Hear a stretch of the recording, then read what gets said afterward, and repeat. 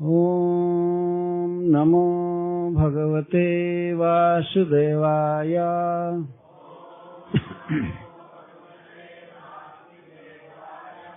ओम नमो भगवते वासुदेवाय।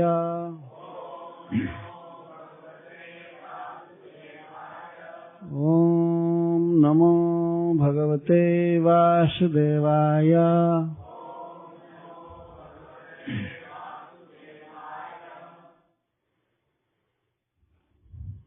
स्फोटमक मंदिर में श्री श्री राधा मदन मोहन जी, श्री जगन्नाथ बलदेव सुभद्रा और गौर निताई के चरण कमल में बैठकर उनके गुणगान का अवसर मिला।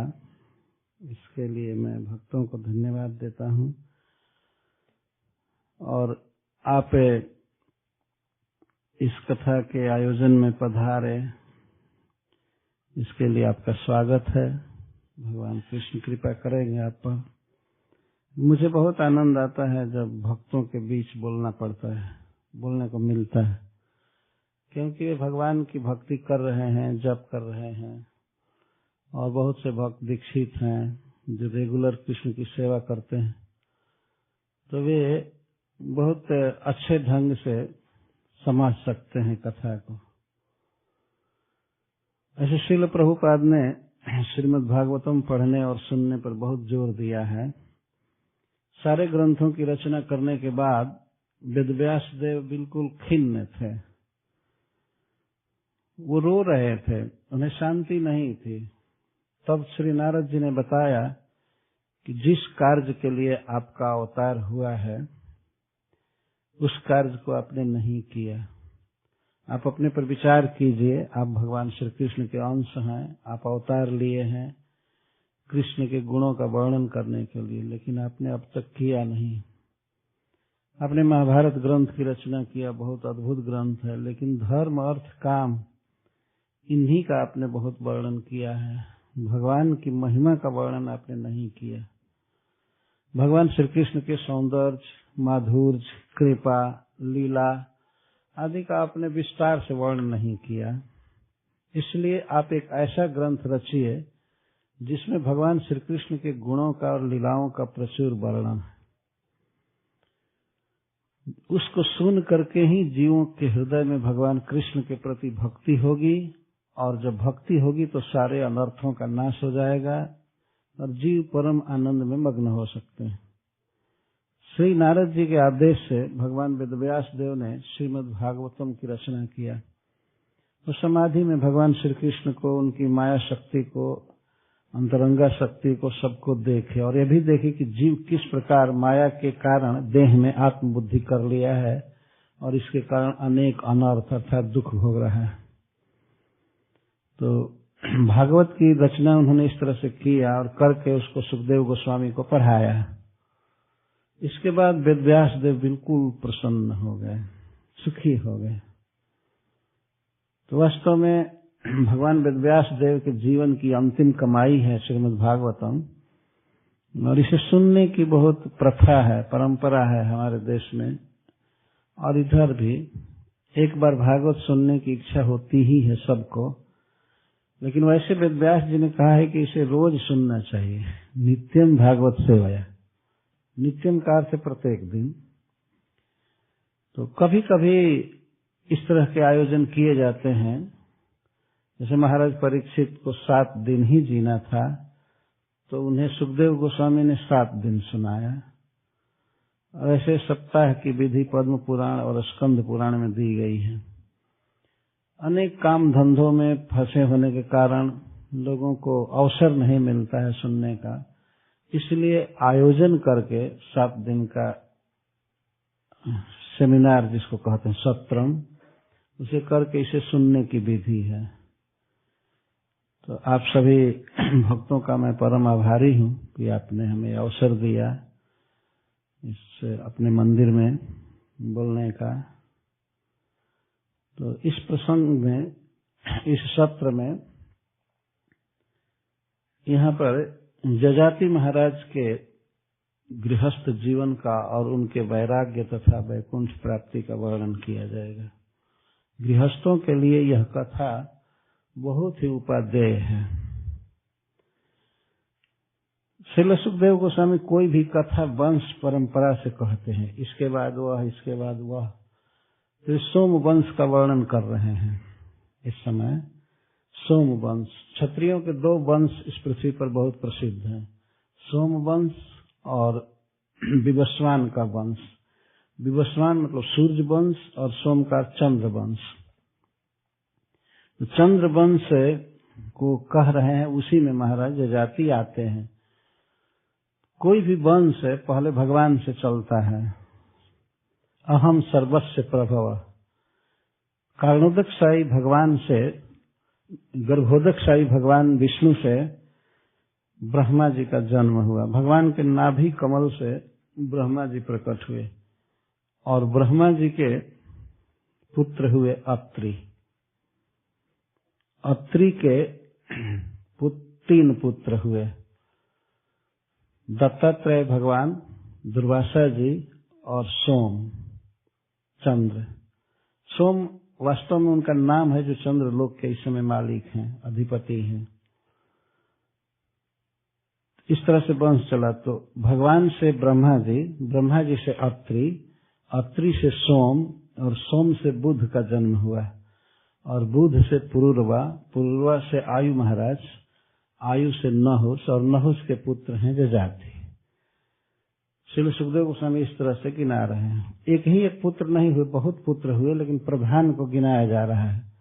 भगवान से ब्रह्मा, ब्रह्मा से अत्रि, अत्रि से सोम, सोम से बुध, बुध से पुरुरवा, पुरुरवा से आयु, आयु से नहुस, नहुस के 6 पुत्र हुए। यहाँ से कथा हम चालू कर रहे हैं 9वें स्कंद के 18वें अध्याय से। श्रील सुखदेव गोस्वामी गंगा जी के तट पर इस कथा को कह रहे हैं। परम पवित्र कथा है, सुनने वालों का भगवान कृष्ण में प्रेम बढ़ता है और संसार की आसक्ति कम होती है। इस कथा का ये फल है, बाद में बताया जाएगा। तो सुखदेव गोस्वामी कहते हैं, जति ही जजाति संयाति आयति वियति कृति षडिमे नहुसस्यासन इंद्रियाणेव देहिनः। जति जजाति संयाति आयति वियति और कृति, सबके अंत में ऐसे ऐसे ती लगा। ये नहुस के 6 पुत्र थे। षड इमे नहुसस्यासन इंद्रियाणि व देहिनः। जैसे आत्मा को, देह धारण करने वाले देही आत्मा को 6 इंद्रियां मिलती हैं, तो 5 ज्ञान इंद्रियां और 1 मन, इनको षड इंद्रिय कहते हैं। तो जैसे 6 इंद्रियां होती हैं आत्मा की, देहधारी जीव की, वैसे महाराज नहुस के 6 पुत्र हुए। सुखदेव गोस्वामी ऐसे कथा कह रहे हैं।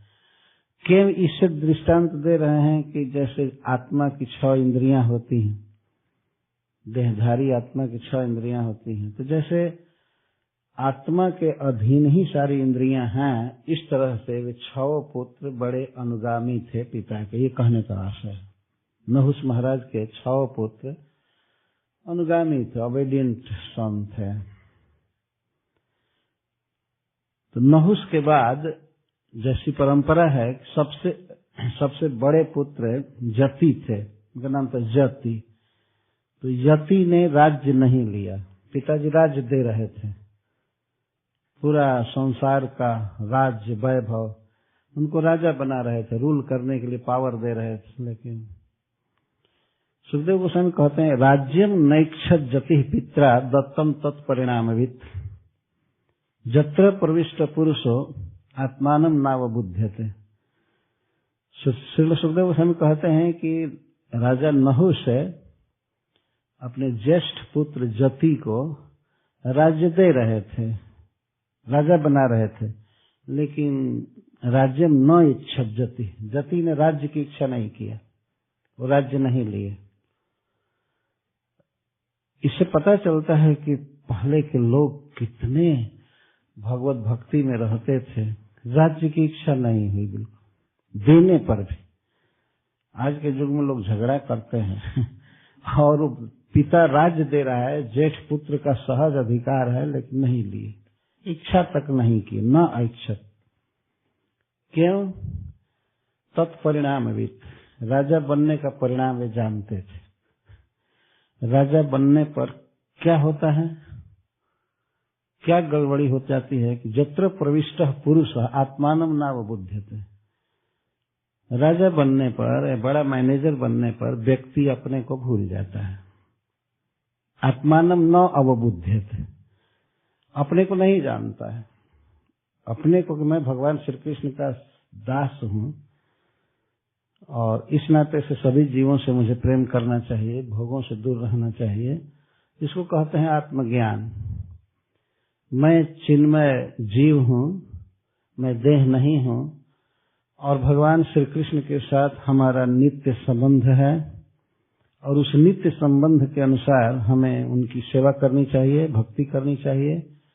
इस बात को धनी आदमी भूल जाता है, क्योंकि धन उसे भोगों की प्राप्ति में सहायता देता है, तो वह नाना प्रकार के देखने के, सूंघने के, छूने के, खाने के विषयों में फंस जाता है। तो आत्मानं न अवबुध्यते, न जानाति, अपने को नहीं जानता।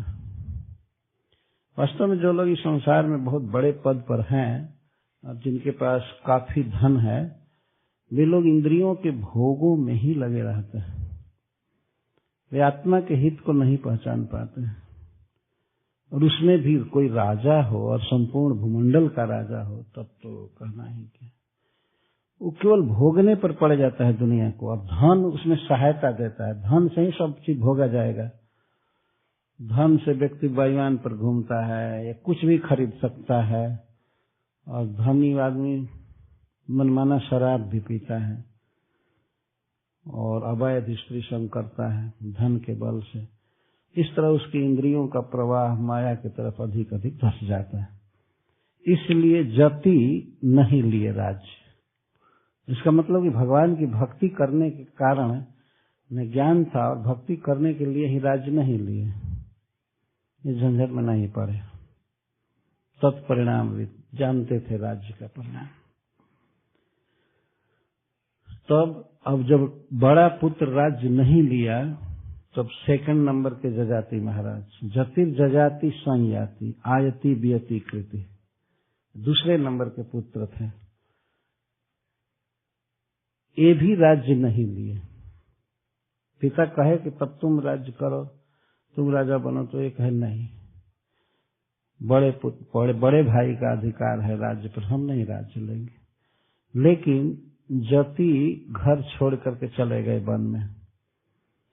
और इसके बीच में क्या हुआ कि नहुष महाराज को स्वर्ग से निमंत्रण आया। इंद्र भगवान ने वृत्रासुर का वध कर दिया था, उन पर ब्रह्म हत्या लगी थी। इस कारण से वे 1000 वर्ष तक मान सरोवर में कमल नाल के भीतर निवास कर रहे थे, बिना खाए पिए। तो स्वर्ग का पद खाली था, कोई इंद्र नहीं था।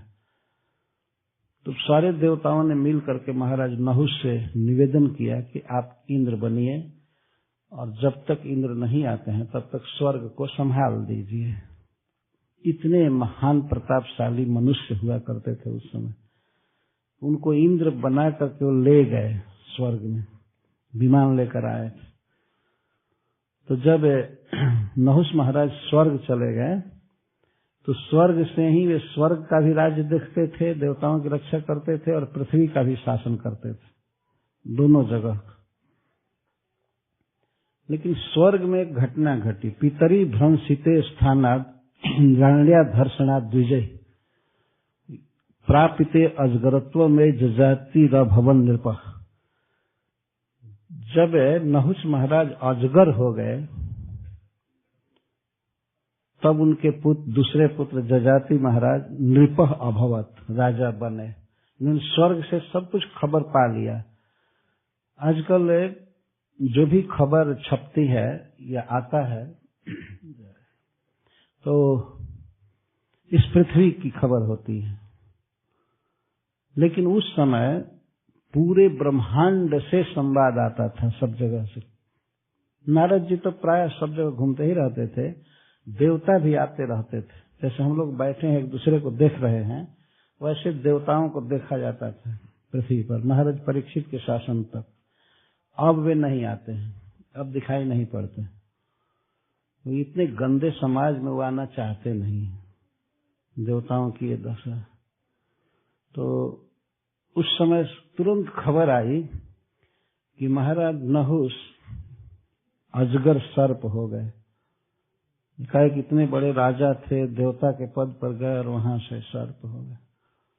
तब जजाति ने राज्य स्वीकार किया। क्यों ये अजगर हो गए? इस पर सुखदेव गोस्वामी कहते हैं, इंद्राण्या धर्षणा, इंद्राणी ने ऐसा किया। इंद्राणी मतलब इंद्र की पत्नी। ऐसा हुआ कि जब नहुस महाराज स्वर्ग के राजा बनाए गए तो वहां का लाखों गुना अधिक वैभव है, उसको पा करके ये बिल्कुल सेंस खो दिए। सेंस खो देने का मतलब कि एक नंबर के विषयी हो गए और बहुत बड़ा अभिमान आ गया। पृथ्वी का मनुष्य एक राजपूत और स्वर्ग में गया इंद्र के पद पर, तो वहां का आसन, वहां का विमान, वहां का खान पान, अमृत पीना और वहां की स्त्रियां, ये सब देख करके और उस पद पर रहने से बिल्कुल अभिमान में हो गए और सोचे कि मैं कितना बड़ा व्यक्ति हूँ, ये हूँ। तो एक दिन उनके मन में आया, इंद्र का घर मेरा घर है, इंद्र का आसन मेरा आसन है, इंद्र का विमान, इंद्र का सब कुछ, इंद्र का चामर व्यजन सब कुछ मेरा है, अतः इंद्र की पत्नी भी मेरी है। ये उनके मन में दुर्विचार आ गया। धन का यही स्वभाव होता है वास्तव में। ये सब बातें बताई गई हैं शास्त्रों में। व्यक्ति अत्यधिक धन और पद से उन्मत्त हो जाता है। और सब कुछ तो भोग ही रहे थे, इंद्र का जो कुछ था वे भोग रहे थे। एक दिन उन्होंने डायरेक्ट इंद्र की पत्नी को बुलाया, जहां उनका एकांत निवास था। बुलाए और कहे, देखो इस समय स्वर्ग का राजा मैं हूं और इंद्र का जो कुछ भी है सब मेरा है, इसलिए तुम मेरी पत्नी हो और मेरी सेवा में तुम मेरे बेड पर आओ। वो पतिव्रता स्त्री सुनते ही कांप गई। भगवान इंद्र की पत्नी सची उसका नाम है। वो बेचारी दुख में पड़ गई। अब हम क्या करें, राजा का अनुशासन था, आज्ञा थी। विपत्ति में बेचारा कई क्या करे। जब संकट का समय आता है तो उस समय गुरु महाराज की शरण ली जाती है, या श्रेष्ठ व्यक्ति की, जो हमें उचित राय दे, बुद्धि दे। तो वो अपने गुरु की शरण में गई, बृहस्पति जी के। उन्होंने कहा कि गुरुदेव, ऐसे ऐसे राजा नहुस ने आज्ञा दिया है, आप हमारी लाज बचाइए, आप हमारी रक्षा कीजिए। तो वो बहुत बड़े विद्वान पुरुष हैं बृहस्पति जी। उन्होंने कहा, बेटी चिंता मत करो, ठीक है तुम स्वीकार कर लो कि आप मेरे पास आ सकते हैं। मुझे लज्जा आ रही है, मैं पतिव्रता कुलीन नारी हूं, मैं आपके पास नहीं आऊंगी, आप मेरे पास आ सकते हैं। लेकिन हमारी एक शर्त है। गुरुजी ने बताया कि एक शर्त करो कि वे साधारण कहारों को पालकी में न लगावें। इंद्र हैं, इतने बड़े पद पर हैं, तो जितने सप्तर्षि हैं, 7 ऋषि जो इंद्र के समय में रहते हैं एक मनवंतर में, उनको पालकी में जोत करके आइए, तब मैं समझूंगा कि आप इतने महान हैं, ब्राह्मणों के भी ऊपर हैं, ये हैं वो। सुना, कहा बस इतनी शर्त? ये सब ब्राह्मण खा पी करके मोटे हुए हैं, इतना दिन आराम से रहे, पालकी नहीं ढो सकते हैं। ये बातें आई तो यह विचार उनको नहीं लाना चाहिए था। राजा है तो क्या, सप्तर्षि 7 ब्राह्मण परम पूज्य हैं इंद्र के। इंद्र भगवान इनके चरणों में प्रणाम करते थे, हमेशा नीचे बैठते थे। और आज इंद्राणी ने कह दिया कि तब मैं आपका प्रभाव समझूंगी जब आप 7 ऋषियों को, ब्राह्मणों को पालकी में लात जोत करके और मेरे पास आएंगे चढ़ करके पालकी पर। तो नहुस सुने और बस तुरंत कहे, बस ठीक है कोई बात नहीं। इसके बाद उन्होंने आज्ञा दिया सातों ऋषियों को कि आप लोगों को मेरी पालकी ढोना है। अब तो डायरेक्ट आज्ञा हुआ, वो करें क्या?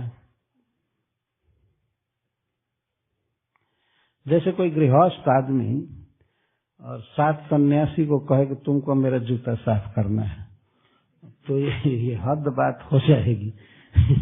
तो इस तरह से स्वर्ग में पहुंचा हुआ एक मनुष्य और बहुत काल से 7 ऋषियों सप्तर्षि मंडल रहता है। इंद्र को वे लोग बुद्धि देते हैं, मनु महाराज को बुद्धि देते हैं। डायरेक्ट शासन में नहीं रहते हैं, डायरेक्ट मैनेजमेंट में नहीं रहते हैं, लेकिन बुद्धि वही देते हैं, ये करना चाहिए, करना चाहिए। तो वे लोग इस विपत्ति में पड़ गए, करें क्या? सब आए नहुस के पास। एक खुली पालकी थी, कपड़ा ऊपर से नहीं डाला गया, खुली पालकी थी, और नहुस बैठे, 7 ऋषि लगे उसमें, एक तरफ 3 एक तरफ 4। चलो, कभी 1 किलो वजन नहीं ढोए होंगे वे सप्तर्षि, और आज इस खा पी करके मोटा हुए इस राजा को ढोना पड़ा। तो वो चल नहीं पा रहे थे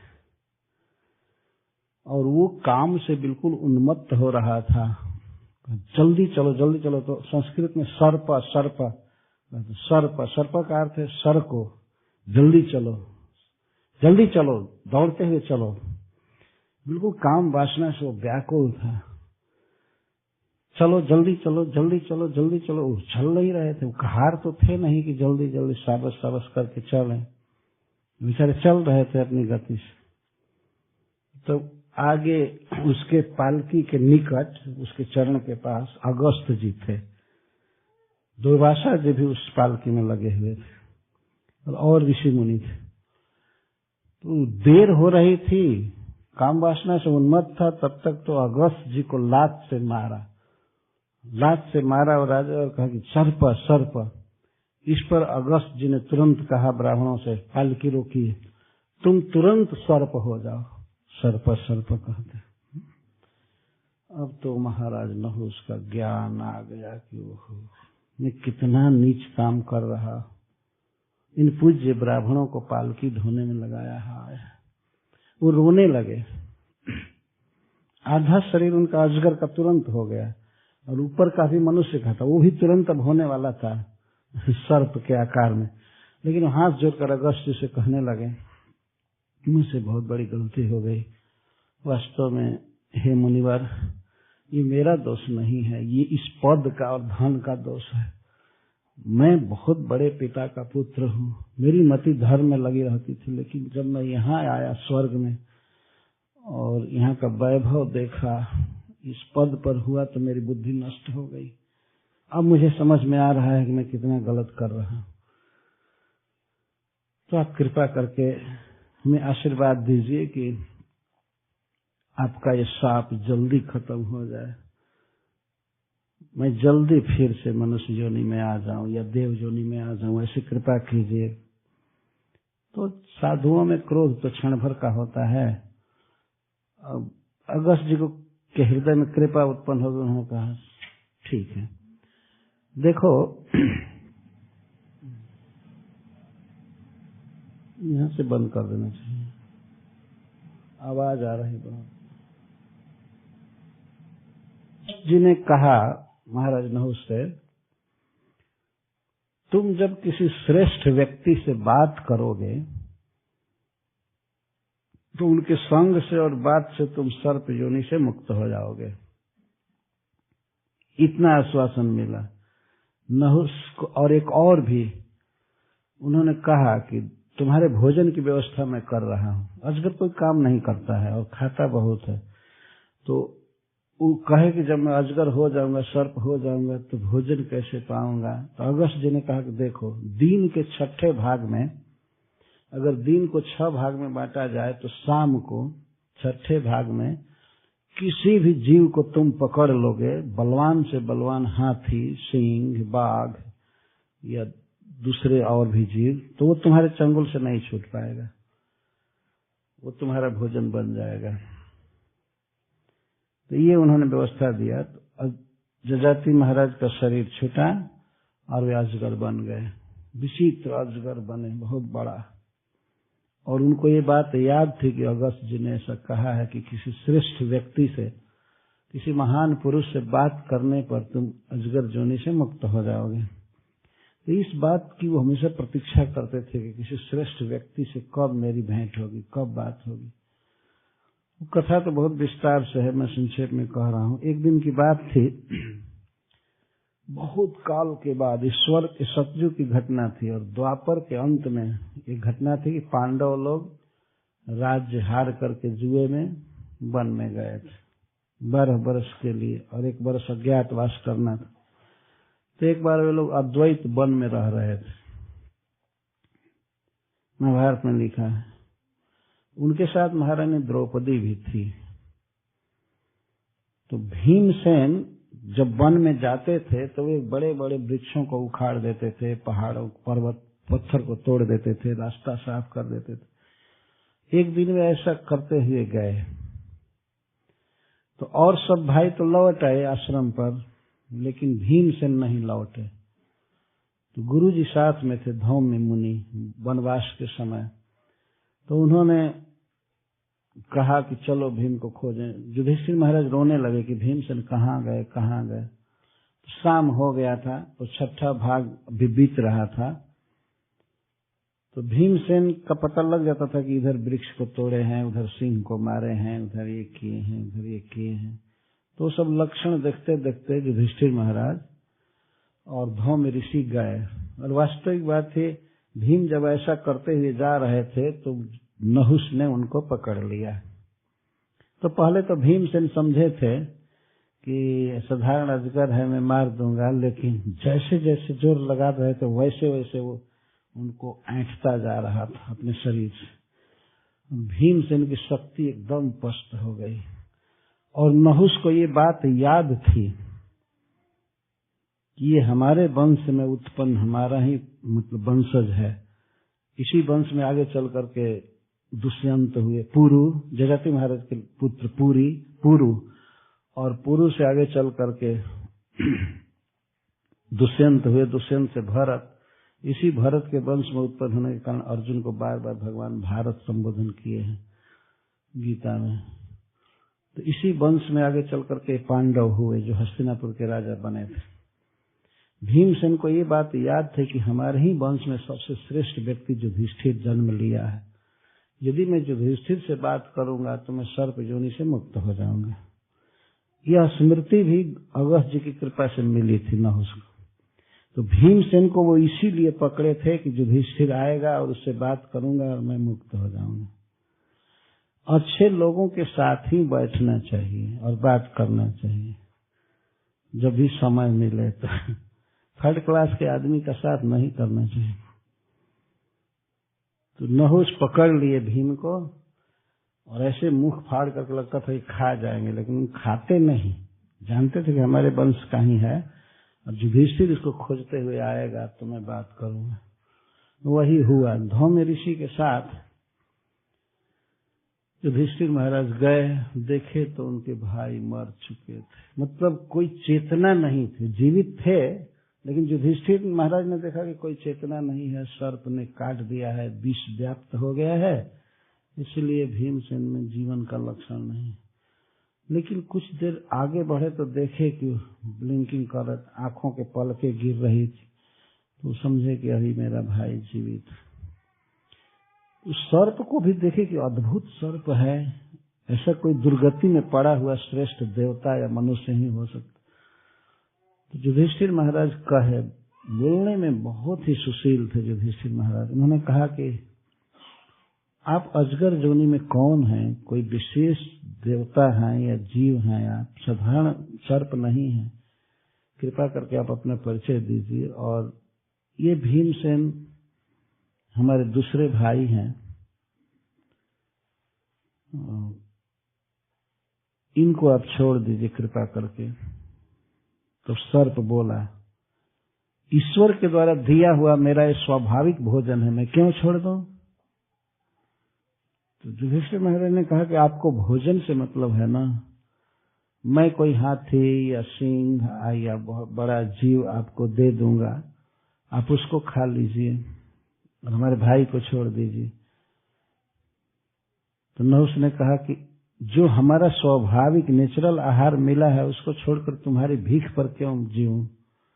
तुम क्यों देने दोगे? हम नहीं छोड़ेंगे इसको, नहीं छोड़ेंगे। उसे नाटक कर रहे थे, हम इसको खाएंगे। युधिष्ठिर महाराज ने कहा कि मैं इसका सहोदर भाई हूं, आप हमको खा जाइए लेकिन इनको छोड़ दीजिए। युधिष्ठिर महाराज यह याद कर रहे थे कि मेरी माँ बहुत दुख में है, मेरे भाई बहुत दुख में है, ये जीवित रहेगा तो उनके लिए कमाएगा, राज्य प्राप्त करेगा, लेकिन मैं क्या करूंगा? इसलिए मुझको सर्प खा जाए, हमारा भाई जी जाए, वो पूरे परिवार को पालेगा। उन्होंने कहा युधिष्ठिर महाराज ने कि देखिए, अगर मैं तो भीम जैसा मोटा नहीं हूं, हो सकता है आपके भोजन में कुछ कमी पड़े तो हमारे और भी भाई हैं, मैं उनको बुलाऊंगा, आप 2 को खा लीजिए लेकिन भीमसेन को छोड़ दीजिए। उसको तो खाना नहीं, उनको तो खाना नहीं था ना उसको। वो कहे कि अच्छा ठीक है, देखो मैं तुमसे कुछ प्रश्न करता हूं, मेरे प्रश्न का तुम उत्तर दे दोगे और तुम कुछ मुझसे पूछोगे तो मैं तुम्हारे भाई को मुक्त कर दूंगा, छोड़ दूंगा। वो तो किसी तरह बात करना चाहते थे। तो युधिष्ठिर महाराज ने कहा ठीक है, पूछिए। तो नहुष ने पूछा, यह बताओ कि ब्राह्मण जन्म से होता है कि कर्म से? ये साफ प्रश्न है महाभारत में। युधिष्ठिर महाराज कहते हैं कर्म से। स्पष्ट उत्तर दिए। जन्म तो सबका एक ही समान होता है, लेकिन जिसमें सदाचार, ज्ञान, भगवान की भक्ति होती है उसी ब्राह्मण को ब्राह्मण माना जाता है। नहीं तो अगर केवल जन्म भर हुआ है, उसमें कोई गुण नहीं है, तो उसको प्रमाण नहीं माना जाता। कई कई बातें हुई। अंत में युधिष्ठिर महाराज ने पूछा, बाद में नहुष ने कहा, बाद में कहा था, तो नहुष महाराज ने पूछा, नहीं युधिष्ठिर महाराज ने पूछा, ऐसा आप बताइए कि इस संसार में कृष्ण भावना से गिराने वाली कौन सी वस्तु है सबसे भयानक? किस कारण से व्यक्ति भगवान की भक्ति से और आत्मज्ञान से गिर जाता है? तो नहुष महाराज ने कहा, धन और पद। ये कैसे? तब नहुष कहते हैं, बेटा मैं तुम्हारा पूर्वज हूं, तुम मुझे पहचानो, मैं नहुष हूं, आज इस दुर्गति में पड़ा हुआ हूं धन और पद के कारण। मैं इतना पवित्र वंश में जन्म लिया था, लेकिन जब मैं स्वर्ग में गया मुझको इतना धन और बड़ा पद मिला तो मैं अंधा हो गया और सप्तर्षियों के द्वारा मैं अपनी पालकी ढोआ रहा था। उन्होंने शाप दे करके ये गति किया है। मैं नहुष हूं, तुमने सुना है ना मेरा नाम? तब तो युधिष्ठिर महाराज प्रणाम करने लगे। ये हमारे पूर्वजों के भी पूर्वज हैं। प्रणाम किए, कहे आप कैसे इस दुर्गति में पड़ गए? तब उन्होंने सारी कथा सुना दिया जो मैंने यहाँ कहा। ऐसे ऐसे मेरा पतन हो गया, मैं अजगर की जोनी में गया, और उसी समय विमान आया स्वर्ग से और नहुष फिर स्वर्ग चले गए। ये गति हुई। तो जब तक ये अजगर जोनी में थे, सुखदेव गोस्वामी कहते हैं, प्रापिते अजगरत्व वही जजाति रभवन पर। जब जजाति महाराज को ये संवाद मिला कि उनके पिताजी अजगर बन गए हैं, सर्प योनि में चले गए हैं, तब वे राजा बने प्रजा का पालन करने के लिए। जब राजा बने तो उसके बाद श्रील सुखदेव गोस्वामी कहते हैं, चतुश्रीष आदिशत भ्राते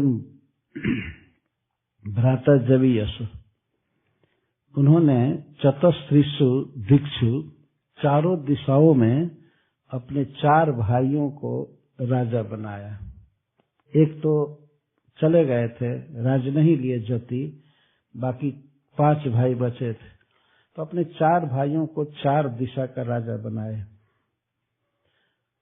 उनको भी राजा बनाए। देखिए ये कहते हैं आदिशत, मतलब दिए, राज्य दिए, सबके ऊपर इनका शासन था, लेकिन चारों भाइयों को राज्य दिए। भाई से भाई जैसा व्यवहार करना चाहिए, वास्तव में दास जैसा नहीं।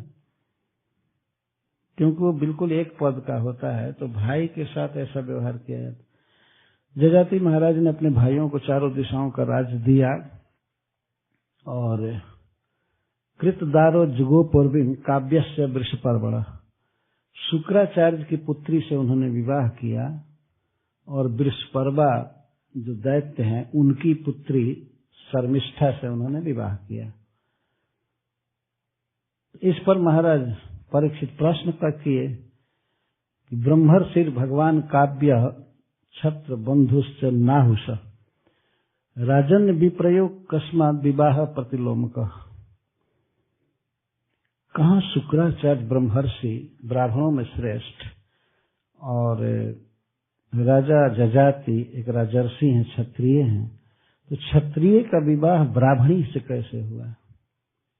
इसे प्रतिलोम विवाह कहते हैं, उल्टा विवाह।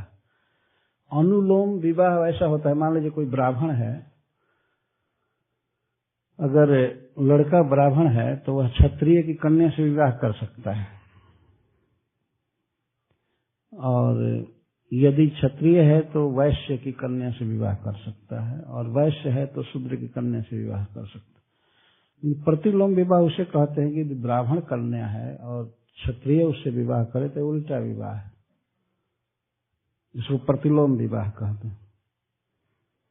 महाराज परीक्षित कहते हैं ठीक है, वृषपर्वा की पुत्री से उन्होंने विवाह किया तो वो क्षत्रिय है वृषपर्वा, और शर्मिष्ठा उनकी कन्या भी क्षत्रियाणी है, तो वो तो विवाह ठीक है।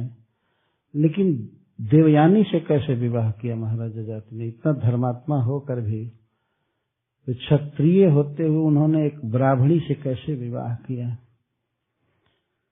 कितना पवित्र संबंध पहले का था, हम लोग समझ सकते हैं। आज के युग में कोई कुछ विचार ही नहीं करता, कौन व्यक्ति कैसा है, उसका शुरू से क्या आचरण रहा, उसके कुल खानदान कैसे रहे, ये सब पर विचार करके तब कन्यादान दिया जाता है। तो महाराज परीक्षित पूछ रहे हैं प्रतिलोम विवाह कैसे हुआ? वास्तव में यह ईश्वर का विधान था। कोई कोई बात ऐसी होती है जो डायरेक्ट भगवान के द्वारा की होती है, आदमी का वश नहीं चलता है। यह प्रश्न किया जा रहा है कि इतना बड़ा धर्मात्मा अधर्म कैसे किया, क्यों वेद के विपरीत आचरण किया? उत्तर आ रहा है, एकदा दानवेन्द्रस्य शर्मिष्ठा नाम कन्यका सखी सहस्र संयुक्ता देवपुत्र्या च भामिनी देवयान्या पुरोद्याने पुष्पिता द्रुम संकुले। एक बार शर्मिष्ठा ये कथा चालू करे कैसे विवाह किया महाराज ने, महाराज जजाति ने एक ब्राह्मणी से, और वो भी परम श्रेष्ठ ब्राह्मण की कन्या, शुक्राचार्य, भृगु वंश में है, भृगु जी के वंश में जन्म लिए हैं शुक्राचार्य। जिस भृगु जी के लात को भी भगवान विष्णु ने सहन किया अपनी छाती पर। भृगु जी एक बार परीक्षा लेने गए तीनों देवताओं की, ब्राह्मणों ने भेजा, ऋषियों ने कि अब जाकर के परीक्षा लीजिए कि कौन सबसे श्रेष्ठ देवता है। सब लोग जानते थे कि भगवान विष्णु सर्वश्रेष्ठ हैं, लेकिन फिर भी दुनिया जाने इसके लिए भेजे। तो भृगु जी गए परीक्षा लेने के लिए, तो सबसे पहले वे ब्रह्मा जी के पास पहुंचे, जिनके डायरेक्ट पुत्र थे भृगु जी। तो ब्रह्मा जी ने सोचा कि बेटा है, बहुत दिन के बाद आया है तो प्रणाम करेगा, ये करेगा। लेकिन भृगु जी तो परीक्षा ले रहे थे उनके धैर्य की, भगवत्ता की, कितना इनको शांति है, कितना धैर्य है, कितना अमानी है। तो जब गए ब्रह्मा जी अभी सामने ही आने लगे तो ये प्रणाम नहीं किए, सीधा पूछे अपने बाप से, कैसे हो, ठीक है, ठीक से सृष्टि कर रहे हो? कोई प्रणाम नहीं। ब्रह्मा जी को लगा कि ये पागल हो गया है कि क्या, बाप रे बाप, इतना बड़ा बेटा है, इसको क्या हो गया। बहुत क्रोध आया उनको, लेकिन अब उन्होंने क्रोध को दबा दिया पुत्र की ममता से कि अगर मैं कुछ कहूंगा तो लोग हम पर ही हंसेंगे कि तो आपकी भी तो गलती है, पता नहीं आपने कैसा पुत्र उत्पन्न किया। इसलिए वो इस अज्ञान में, ममता में चुप हो गए, कुछ बोले नहीं। भीतर बहुत क्रोध हुआ, इनकी परीक्षा हो गई। अब वो गए भगवान शिव के पास कैलाश। तो शिव जी की उत्पत्ति भगवान ब्रह्मा के नेत्रों से हुई है, तो इसलिए शिव जी और भृगु जी भाई हुए, भाई लगते हैं। भगवान शिव उस समय बैठे थे सभा में ऋषियों के, और माता पार्वती जी भी थी। जो देखे कि हमारे भाई आए हैं तो उनसे मिलने के लिए भगवान शिव खड़े हो गए, आने लगे।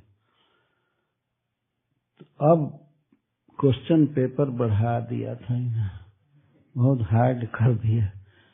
भगवान शिव बड़े प्रेम से मिलने के लिए आए, तो पार्वती जी भी साथ में आई कि हमारे देवर आए हैं, तो भगवान शिव मिलने के लिए जा रहे हैं खुशी से। भृगु जी तो कुछ दूसरे मूड में गए थे। भगवान शिव को आने दे निकट, आने पर कहते, निकट आए तो कहते चलो हटो, पिशाच कहीं की, स्नान किए हो, कभी नहाते हो, आते हो मिलने के लिए, छूते हो, उस पवित्र ब्राह्मण को छूकर अशुद्ध कर दोगे। सांप लपेटते हो, हड्डी का गहना पहनते हो, तुमको सोना नहीं मिलता है, हड्डी का गहना, मुंडमाल, और श्मशान में रहते हो, चलो हटो, मैं नहीं मिलूंगा। अब तो भगवान शिव को इतना क्रोध हुआ कि तुरंत त्रिशूल उठा लिए गला काटने के लिए, मारने के लिए।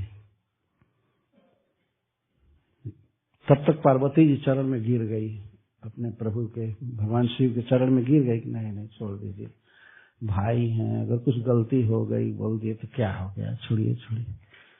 भगवान शिव बहुत देर के बाद शांत हुए, नहीं आज तो मर्डर कर ही देना है।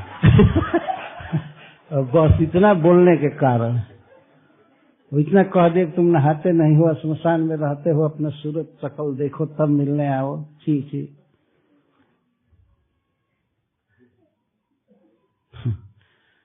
तो बहुत दिन की देर के बाद शिव जी शांत हुए। नहीं तो आज तो पूरे टीवी में, न्यूज़पेपर में छपता कि शिव जी ने भाई का मर्डर कर दिया, पूरा छप गया होता। तो शांत ले लिए परीक्षा की, कितने पानी में है, देख लिए भृगु जी। इतना क्रोध जिसको आ सकता है प्रणाम नहीं करने पर, वो भगवान कैसे हो सकता है बताइए। तो फिर वे सीधे गए बैकुंठ, जो प्राकृत जगत में ही बैकुंठ है, श्वेतद्वीप, वहां पर गए वे। तो गए, अंतःपुर में चले गए, कोई रोक टोक नहीं हुआ, किसी द्वारपाल ने रोका नहीं, ब्राह्मणों के लिए कोई रोक नहीं थी। वो जय विजय ने एक बार रोक दिया, वो भगवान की ही इच्छा थी वास्तव में। तो ये गए तो भगवान उस समय शेष सज्जा पर सोए थे और श्री जी चरण दबा रही थी, लक्ष्मी जी चरण दबा रही थी, और गए और जा करके छाती में लात मारे और कहे आलसी कहीं के, रात दिन सोए ही रहते हो। और भगवान को तो कहते ही है गर्भोदक साई, क्षीरोदक साई, कालोदक साई। भगवान की नींद वास्तव में तमोगुण की नींद नहीं है, वो दिव्य निद्रा है। वो सोते हुए भी नहीं सोते, वो सब कुछ देखते रहते हैं, चिन्मय है, स्पिरिचुअल। लेकिन भृगु जी को तो परीक्षा लेनी है, और परीक्षा के वो जानते थे कि भगवान तो भगवान हैं और जगत में इनका जस फैलाना है। तो जा करके अपना पदाघात किए छाती में। भगवान तुरंत उठ गए बेड से और उठ करके नीचे बैठ गए, उनको बैठाए उस आसन पर और नीचे बैठ गए और चरण सहलाने लगे, कहने लगे हे मुनि, आपके कोमल चरण में चोट लग गई होगी। वो चरण दबाने लगे, मसाज करने लगे भगवान। हमें आपके आने की सूचना नहीं थी, नहीं तो मैं आपका स्वागत किया होता। और इस तरह से भगवान जब बोलने लगे तो भृगु जी रोने लगे वहीं पर। देख ले कि भगवान इसको कहते हैं जिसका अपार धैर्य, अपार आनंद, किसी एक व्यवहार से ही जो क्षुब्ध हो जाए, वो भगवान कैसे हो सकता है? जिसमें पूर्ण सुख है, पूर्ण ज्ञान है, सब कुछ, पूर्ण शांति। तब उन्होंने ऋषियों की सभा में आकर के कहा कि ये परीक्षा मैं लिया। तब सबने भगवान विष्णु के लिए यज्ञ चालू किया। वो लोग यज्ञ करने वाले थे, पर ये सोचने लगे थे किसकी पूजा करें, किसकी पूजा करें। तब भृगु जी जा करके पता लगा कर आए कि इसकी पूजा कीजिए, वास्तव में पूज्य भगवान है। तो ऐसे भृगु वंश में शुक्राचार्य जी का जन्म हुआ है। इनके पिता का नाम था कवि, इसीलिए इनको काव्य कहा गया है। काव्य यहाँ सुखदेव गोस्वामी कहते। तो इतने बड़े ब्राह्मण की पुत्री से क्षत्रिय होकर के भी विवाह किए। सुनने में बहुत अटपटांग बात लगती है, लेकिन कहीं कहीं ईश्वर का विधान होता है। कोई काम देखने में गलत लगता है, लेकिन वो गलत होता नहीं है। जजाति महाराज के विषय में ये है। तो एक दिन की बात है, सुखदेव गोस्वामी कथा कह रहे हैं कि शर्मिष्ठा अपने सखी सहस्त्र संयुक्ता अपने हजारों सखियों के साथ और अपनी गुरुपुत्री देवयानी के साथ अपने नगर के उपवन में गई, गार्डन में गई। सुखदेव गोस्वामी वर्णन कर, सखी सहस्त्र से तात्पर्य है कि अनगिनत बहुत सखियां गई साथ में। राजा की बेटी थी, तो राजा की बेटी जब राजकुमारी गई तो उसके साथ और भी बहुत सी सखियां उसकी गई, और उसने गुरुपुत्री को भी ले लिया। शुक्राचार्य की पुत्री जिसका नाम था देवयानी, देवयानी को भी उन्होंने ले लिया उस शर्मिष्ठा ने। तो गई उस बगीचे का वर्णन श्री सुखदेव गोस्वामी कहते हैं, पुष्पित ध्रुव संकुल है, सारे वृक्ष पुष्पित थे, फूल से लदे हुए थे, भरा हुआ था वो गार्डन। और उस गार्डन में, उद्यान में बहुत से सरोवर थे। नलिनी कहते छोटे छोटे तालाब को, बहुत सुंदर, बिल्कुल स्वच्छ जल से भरे हुए, और उसमें गह गह कमल खिले हुए थे, और कमल के फूल पर मंडराते थे भंवरे, बहुत सुंदर लग रहा था। देखा वो वास्तव में वो जो गार्डन था उसमें केवल स्त्रियों का प्रवेश था, पुरुष कोई नहीं जाता था। कुछ नियम ऐसे होता था, किसी वाटिका में केवल स्त्रियां जा सकती हैं, दूसरे लोग नहीं। तो वह राजकुमारी अपने सखियों के साथ और गुरुपुत्री देवयानी के साथ गई। सुखदेव गोस्वामी बहुत सुंदर वर्णन करते हैं, ताह जलाशय मां साध्य कन्या कमल लोचना। जितनी भी कन्याएं थी वे कमल लोचन थी। कमल लोचन का अर्थ उनकी आंखें कमल के समान सुंदर थी। एक अंग के वर्णन द्वारा सारे अंगों का वर्णन कर दिया गया, इसको उपलक्षण कहते हैं संस्कृत में। उनकी आंखें बहुत सुंदर थी, इसका मतलब कि वो कन्याएं बहुत सुंदर थी, बहुत सुंदरी थी। सबका वर्णन सुखदेव जी कर रहे। कन्या कमल लोचना तीरे नेश दुकुलानी विजरहु सिंचतिर्मिथा। देखा वो तो स्त्रियों का ही क्षेत्र था, और सरोवर में बहुत सुंदर जल और कमल खिला, जल था, कमल खिले थे, सुगंध थी, भंवरे थे। तो उनके मन में ऐसे ही आ गया कि स्नान करेंगे। स्नान करने की योजना बनाकर नहीं गई थी। अगर पहले से स्नान करने की इच्छा होती, संकल्प होता, तो अपना स्पेयर साड़ी लेकर गई होती, कपड़ा लेकर के गई होती। लेकिन कोई ऐसा प्लान नहीं था। वहां का इतना अच्छा वातावरण था कि स्नान करने की इच्छा हो गई, और किसी दूसरे का प्रवेश था नहीं, इसलिए तीरे नस दुकुलानी अपने अपने वस्त्र को, साड़ी को उतार करके और वे वहां स्नान करने लगी। केवल सूक्ष्म कंचुकी चेस्टर धारण की थी, बस वो स्नान करने लगी इस तरह से। जबकि इस प्रकार का स्नान शास्त्र में निषिद्ध है और उस समय समाज में चलता नहीं था, लेकिन वो पड़ गया एकांत, और उन लड़कियों को स्नान करने की इच्छा हो गई, वो लोग स्नान करने लगी। देखिए ईश्वर की घटना।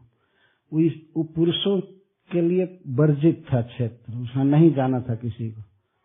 जब वो स्नान कर रही थी, सिंचतिर्मिथा, एक दूसरे पर पानी उलझ रही थी खूब। युद्ध होता है ना, कंपटीशन होता है, युद्ध में किसी को हरा देना है, परस्पर पानी उछाल रही थी एक दूसरे पर। मिथा परस्पर, इसमें वो विहार कर रहे थे, कभी जल में तैर रहे थे, कभी पानी में उछाल रहे थे, कभी तट पर आकर के कूद रहे थे, जंप ले रहे थे। तब तक उसी समय वीक्ष्य ब्रजंतम गिरीशम दिव्या सह वृषस्थितम, उन लड़कियों ने देखा, शर्मिष्ठा आदि ने, कि भगवान शिव आ रहे हैं बैल पर चढ़ करके। देखिए ईश्वर की लीला। क्या कोई ये कहेगा कि भगवान शिव रास्ता भूल गए थे? उन सर्वज्ञ ईश्वर को ये पता नहीं है कि ये स्त्रियों का क्षेत्र है, यहाँ नहीं जाना चाहिए। यही ईश्वर की लीला है वास्तव। तो भगवान शिव वृषस्थितम, बैल पर स्थित, वृक्ष पर चढ़े हुए थे, देव्या सह, माता पार्वती जी के साथ। भगवान शिव की सवारी वृषभ है, वो आजकल के विमानों से भी कोटि गुना ज्यादा तेज चलता है। देखने में बैल का आकार है, लेकिन मन के स्पीड से भी ज्यादा चलता है। हम यहाँ बैठे हैं, हम 1 सेकंड में ऑस्ट्रेलिया जा सकते हैं, हमारा मन जा सकता है। इस स्पीड से भी ज्यादा स्पीड भगवान शिव के बैल का है। ऐसा नहीं समझना चाहिए वो बहुत धीमी गति से चलते हैं ऐसे। तो अब कुछ लीला करनी थी भगवान शिव को, कुछ भगवान कृष्ण की, विष्णु की कुछ और इच्छा थी। तो स्नान करती हुई लड़कियों के तालाब के बिल्कुल निकट और बैल के स्पीड को बिल्कुल धीमा कर दी, उधर से जाने लगे। तो उन लड़कियों ने देखा कि साक्षात भगवान आ गए, तो उनको बहुत बड़ा भय हो गया और लज्जा हुई भगवान शिव को देख करके कि नग्न देख लेंगे, और भय हुआ। भय क्यों हुआ कि इस तरह के आचरण करने पर दंड दिया जाता था। वो लड़कियां जानती थी कि बहुत से ऐसे ऋषि हुए हैं, देवता हुए, जिन्होंने शाप दे दिया है, तो कोई पत्थर हो गया है, कोई कुछ हो गया है। जैसे गौतम जी ने अपनी पत्नी अहिल्या को शाप दे दिया कि पत्थर हो जाओ, उसी समय वो स्टोन हो गई, पत्थर हो गई। और भगवान श्री राम जाकर चरण से छुए तो फिर वो तर गई। छुअत शिला भई नारी सुहाई। ये घटनाएं समाज में फैली रहती थी कि इस ऋषि ने ऐसा शाप दे दिया, इस ऋषि ने ऐसा शाप दे दिया। और नग्न स्नान करना एक बहुत बड़ा अपराध है, बहुत बड़ा अपराध। एक तो सारे दिशाओं में देवता रहते हैं, स्नान बाथरूम में भी नग्न नहीं होना चाहिए, वहां भी चारों तरफ देवताओं का निवास होता है। एक तो ये बात है। और दूसरा, यदि कोई व्यक्ति नग्न नहा रहा है तो इससे दूसरे मनुष्यों में दुर्वासना उत्पन्न होती है नग्न देख करके। तो किसी के भीतर दुर्वासना पैदा कर देना यह बहुत बड़ा पाप है। एक तो ऐसे ही मनुष्य का चित्त संसार में ही लगा हुआ है, भगवान कृष्ण में नहीं लग पाता है। और कुछ ऐसा दृश्य दिखा करके नग्न या जैसा, और उसके चित्त को संसार में किया जाए तो ये बड़ा पाप माना गया, अपराध माना गया। तो इस कारण से समाज में ये नियम था कि स्त्रियों को ऐसे रहना है, ये रहना है, वो रहना है। तो आजकल तो अब स्त्रियां जितना ही नग्न या कम कपड़ा पहने उतना ही लोग अच्छा मानते। इधर पुरुष लोग तो फुल पैंट पहनते हैं, स्त्रियां बिल्कुल चड्डी जैसा पहनकर घूम रही हैं। देख रहे हैं संसार की दशा क्या हो गया दुनिया। नग्न कौन रहते हैं? भूत नग्न रहते हैं, उनको कपड़ा नहीं मिलता है। ये गाय भैंस से सब नग्न घुमा करते हैं। मनुष्यों को चाहिए कि अपने शरीर को जथाजोग ढक करके रखें, और विशेष करके स्त्रियों को चाहिए अपने अंगों को ढक करके रखें, अपनी सुंदरता को ढक करके रखें। उसको, उस सुंदरता को एंजॉय, भोगने का अधिकार केवल पति को है। वो पति के साथ चाहे जैसे रहें, लेकिन समाज में कभी भी अपने को इस तरह से नहीं दिखाना चाहिए। ये समाज का नियम है। तो लड़कियां डर गई कि भगवान शिव तुरंत दंड देंगे, शाप देंगे। शाप दे देंगे तो हम लोग इसी में मछली हो जाएंगी, चाहे मगर हो जाएंगी, चाहे पत्थर हो जाएंगी। तो तुरंत डर करके और लज्जा से निकल गई। भगवान शिव जब देखे लड़कियों को तो थोड़ा स्पीड और कम कर दिए, और उधर देख नहीं रहे थे, या जल्दी किए होंगे, जल्दी चलो। तो वो तो निकल करके सहसो तीर्ज वासांसी पर यधु वृणिता स्त्रिया, सुखदेव गोस्वामी कहते हैं बेचारी लड़कियां थी, भगवान शिव को देख करके उन्हें वृद्धता लज्जा आ गई और तुरंत निकल करके और अपना अपना साड़ी पहनने लगी। किसी तरह से अपने शरीर को ढक रही थी, ढक करके बैठना झुरमुट में, पेड़ के ओट में। तो साड़ी उठाने में क्या हुआ कि शर्मिष्ठा की जो साड़ी थी उसका रंग भी वही था जो देवयानी की साड़ी का था। ऐसे शर्मिष्ठा की जो साड़ी थी वो क्वालिटी में बहुत हाई क्लास की थी, और वो ब्राह्मण की कन्या थी, तो वो भी साड़ी पहनी थी, लेकिन वो अपने हिसाब से, जो राजा की बेटी थी तो। लेकिन शर्मिष्ठा की साड़ी और देवयानी की साड़ी एक ही रंग का था, मैच कर रहा था। और उधर भगवान शिव का भय, लज्जा, वो बेचारी शर्मिष्ठा नहीं जानती थी कि हमारे गुरुपुत्री की देवयानी की ये साड़ी है। वो अपना साड़ी समझ करके उसकी साड़ी को उठा ली और तुरंत लपेट ली, पहन ली किसी तरह से। वो सोची भगवान शिव जाएंगे तो अच्छा से पहन लूंगी, तो अपने शरीर को ढक करके वो स्वस्थ हुई। भगवान शिव तुरंत चले गए, बिजली की तरह तो आए और चले गए और झगड़ा लगा गए। देखिए यही ईश्वर की गति है। तो देवयानी अब क्रोधित हो गई, अपना समझ करके शर्मिष्ठा ने पहना था साड़ी, और कोई बहुत गलती नहीं थी वास्तव में। इस इमरजेंसी में अगर उसने उसकी साड़ी को पहन लिया तो कौन गलती थी। अब देखिए देवयानी की गलती, इतने बड़े ब्राह्मण की, आचार्य की पुत्री होकर भी व्यवहार में इस तरह से क्रोधित हो गई। प्रकुपिता, सुखदेव गोस्वामी कहते हैं प्रकुपिता, प्रकर्षेण कुपिता, बहुत ज्यादा क्रोध में हो गई। इसलिए कि हमारी साड़ी को इसने क्यों पहना, अरे पहन लिया तो क्या हो गया, सोचना चाहिए किसी व्यक्ति को। लेकिन क्रोध में आदमी विचार नहीं करता। वो क्रोध में हो गई, जो कि ब्राह्मण को क्रोध नहीं करना चाहिए, उसे तो शांति का आश्रय लेना चाहिए। इतने बड़े बड़े पिता की पुत्री है, अपने वंश को भी देखना चाहिए। और वो भी राजा की बेटी है, जिस राजा के दरबार में इसके पिताजी रहते थे, राय देते थे, और उनकी कृपा से ही जीते थे, खाते थे। अगर उसने पहन लिया साड़ी बेचारी हड़बड़ा करके, अपना समझ करके, तो कोई गलती नहीं किया था। लेकिन देवयानी बिल्कुल क्रोध में हो गई। वो क्रोध में कहने लगी, अहो निरीक्षतामस्या दास्या कर्म ह्यसाम प्रतम। देखो देखो, अपने सखियों से कहने लगी, देखो इस दासी का अन्यायपूर्ण कर्म। राजा की बेटी है, राजकुमारी है, और उसको कहने लगी क्रोध में कि ये दासी है। इस दासी का अन्याय जरा देखो। अस्मत् धैर्यम ध्रुवती सुनीव हविरध्वरे। मैं जिस वस्त्र को पहनती हूँ उसको ये पहन ली, छी छी, तुम क्यों पहनी। लगी गाली देने देवयानी। अस्मत् धैर्यम धृतवती, मैं जिसको धारण करती हूँ, जो साड़ी पहनती हूँ, उस साड़ी को इसने छू दिया, इसने पहन लिया। कितना अन्याय है, कितना अयोग्य कर्म इसका है, कितना पाप कर रही है।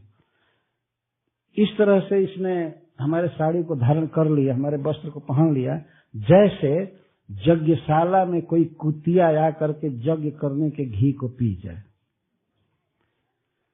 कभी कभी ऐसा होता है, ब्राह्मण लोग यज्ञशाला में बैठते हैं और असावधान हो जाते हैं, तो हवन करने के लिए, देवताओं को भोजन देने के लिए घी रखे रहते हैं। तो रात में या कभी दिन में भी असावधान हो गए तो कभी कोई कुत्ता आकर के घी पी जाता है। ये देखा गया है, हमने देखा है। पंडित जी नवग्रह बनाए थे एक वेदी पर, तो एक दिन बनाए थे और दूसरे दिन ले गए हम लोगों को कि यहाँ पूजा करना है, यहाँ पूजा करना है। तब तो नवग्रह पर जो भी चावल रखा गया था, एक कुत्ता आकर खा गया था। मैंने कहा सारे नवग्रह को साफ कर दिया कुत्ते पे। तो ऐसी भूल होती है। तो कोई कभी कुतिया जा करके यज्ञशाला में और देवताओं का आहार घी पी जाए, ये उदाहरण दे रही है देवयानी।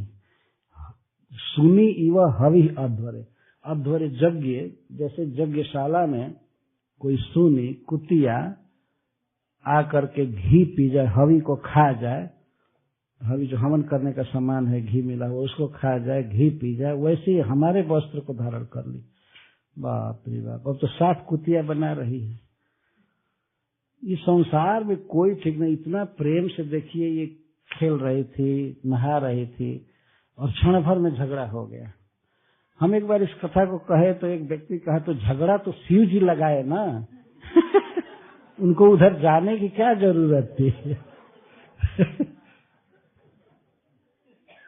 भगवान झगड़ा थोड़े लगाने वाले हैं। जो होने वाला है वो जानते थे कि ये होने वाला है, ऐसा करना चाहिए। ये दोष अर्पण, दोष दृष्टि नहीं करनी चाहिए शिव जी के प्रति कि उनको थोड़ा हिसाब देखकर चलना चाहिए, कहाँ एंट्रेंस है, कहाँ प्रवेश करना है, कहाँ नहीं करना है। ऐसे ही बस आंख बंद करके चल देंगे। क्या यहाँ कोई मनुष्य ऐसी गलती करेगा कि रेस्ट रूम है और वुमेन लिखा गया, उसमें मेन चला जाए मेन वाले में वुमेन चला जाए? इसी तो भूल नहीं होती है ना? और वो इतने बड़े ईश्वर होकर, देवता होकर के भूल करेंगे। लेकिन ईश्वर के लीला को कोई जानता नहीं है। भगवान शिव क्या किस उद्देश्य से काम कर रहे हैं वो तो आगे पता चलेगा। भगवान शिव का इसमें कोई दोष नहीं था। तो इस तरह से बोलने लगे, अस्मत् धार्जम धृतवती सुनीव हविरध्वरे, मैं जिस साड़ी को पहनती हूँ उसको ये पहन ली, ये पहन ली। हम कभी कभी सोचते हैं अगर पहन ली तो बिगड़ क्या गया। आजकल तो ये बात कम हो रही है, लेकिन पहले भारतवर्ष में ऐसा था कि कोई ऐसी जाति के लोग होते थे, अगर वो कोई किसी का लोटा छू दिए, छाता छू दिए तो बस वो अशुद्ध हो गए। तो छूते ही क्या इन्फेक्शन हो गया उसमें समझ में नहीं आता, तो अशुद्ध हो गए। इस छुआछूत के विषय में स्वामी विवेकानंद जी ने एक अद्भुत आदर्श दिया था। उनका नाम था नरेंद्र। तो एक समय वे कॉलेज में पढ़ रहे थे, नरेंद्र नाम था उनका, नरेंद्र दत्त। तो कॉलेज में पढ़ रहे थे, तो उन्होंने देखा उनके घर पर दरवाजे पर, जहाँ पुरुषों का निवास होता है, वहां पर 10-12 हुक्का रखा हुआ था। हुक्का समझते हैं? जिसमें तंबाकू डालकर पिया जाता है नली लगी होती है, एक लोटा होता है पीतल का, बहुत लंबा नली से खींचना होता है, तो हुक्का कहते हैं। मिट्टी में तंबाकू का रस मिलाकर या गुड़ में उसको रखते हैं, और उसको गुड़गुड़ी भी कहते हैं, क्योंकि पानी जब आंदोलित होता है हवा खींचने से तो गड़गड़ करता है, तो उसको गुड़गुड़ी भी कहते हैं। आजकल के लड़के नहीं समझ पाएंगे इसको कौन सा मशीन है ना लेकिन हम लोग भारतवर्ष से आए हुए सब समझ सकते हैं। तो हुक्का रखा, 10-12 हुक्का रखा हुआ था। तो एक दिन वो कॉलेज गए नहीं नरेंद्र, और उनके पिताजी अटॉर्नी थे, वकील थे। तो उनके आने का जब समय था तो नरेंद्र हुक्का पी रहे थे, कभी इस हुक्का को, कभी उस हुक्का को, कभी उस हुक्का को। 10-12 हुक्का रखा था, तो स्वामी विवेकानंद उसको पी रहे थे। उनके पिताजी आए और कहे, नरेंद्र ये क्या कर रहे हो, ये क्या कर रहे हो? नहीं, इसके पहले की घटना है कि एक बार नरेंद्र ने पूछा अपने पिताजी से कि पिताजी एक हुक्का से सबका काम चल जाएगा, तो इतना हुक्का क्यों रखें? तो उनके पिताजी ने बताया, सब पर लिखा हुआ था कि यह इस जाति के लिए हुक्का है, ये ब्राह्मण के लिए है, ये क्षत्रिय के लिए है, ये इसके लिए है, इस जात के लिए है, इस जात के लिए है। तो उन्होंने पूछा विवेकानंद जी ने कि अगर एक जाति के हुक्के को दूसरे जाति वाला पी ले तब, तो उसकी जात चली जाएगी। अगर शूद्र के हुक्के को ब्राह्मण पी ले तो उसका ब्राह्मणत्व तो खत्म हो जाता है, उसकी जात चली जाती है। इसीलिए जात को बरकरार रखने के लिए अलग अलग हुक्का रखा हुआ है। तो इस बात को जब सुने तो एक दिन स्वामी विवेकानंद अपने पिता के आने के समय पर हुक्का सब पीने लगे, सारा हुक्का, कोई जाति पाति का भेद नहीं था कि ये पी रहा है वो पी रहा है। उनके पिताजी आए तो कह रहे, नरेंद्र तुम ये क्या कर रहे हो? तो नरेंद्र ने कहा कि पिताजी मैं ये देखना चाहता हूँ कि हुक्का पीने से हमारी जात किधर से जा रही है, किधर निकल रही है। मैं ये देखना चाहता। वे कहीं गई नहीं, हमारी जाति कहीं जा नहीं रही है, मैं बार बार पी करके देख रहा। तब उनके पिताजी बिल्कुल स्तंभित हो गए, ये तो अद्भुत लड़का है। अब वो क्या कहें। बाद में नरेंद्र ने बताया कि पिताजी ये सब भ्रम है, और ये हुक्का पीने से जाति चली जाती है। वास्तव में यह जो कुरीति हमारे देश में प्रचलित बहुत थी, महात्मा गांधी ने भी इसका बहुत विरोध किया।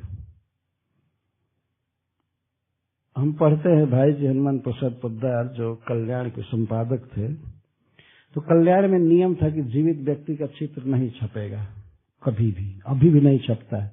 लेकिन उन्होंने एक अपवाद किया, प्रभुपाद जी का चित्र छाप दिया कल्याण में, और प्रभुपाद जी के शिष्यों का भी कीर्तन करते हैं।